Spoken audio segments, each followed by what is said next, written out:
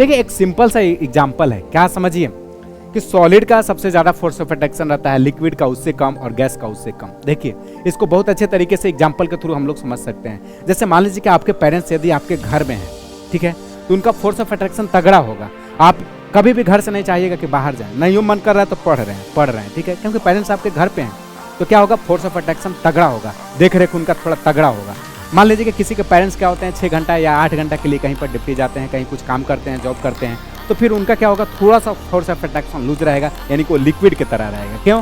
क्योंकि मान लीजिए कि हमेशा तो कुछ नहीं करेंगे, लेकिन उस ड्यूरेशन में कुछ कर लेंगे। मान लीजिए कि वो आपको सुबह 8 बजे जाते हैं या 10 बजे जाते हैं, तो उस टाइम में हम लोग क्या कर लेंगे, जितने घंटे के लिए वो जाते हैं, 6 घंटे या 8 घंटे के लिए, उस टाइम में हम लोग कुछ कर लेंगे अलग, ठीक है ना। तो वहाँ पर फोर्स ऑफ अट्रैक्शन थोड़ा सा क्या हो गया, मॉडरेट हो गया। लेकिन मान लीजिए कि किन्हीं का पेरेंट्स क्या होते हो, यहाँ नहीं रहते हो, जहाँ पर वो बच्चा रह रहा है वहाँ पर उसका पेरेंट्स नहीं रह रहा है, तब फिर क्या है, उसका फोर्स ऑफ अट्रैक्शन गैस की तरह है, वो एकदम कमजोर है। कुछ करेगा और बोलेगा पापा पढ़ रहे हैं, क्या बोलेगा, पापा पढ़ रहे हैं। तो आप समझिए फोर्स ऑफ अट्रैक्शन तगड़ा सबसे किसका होगा, सॉलिड का होगा।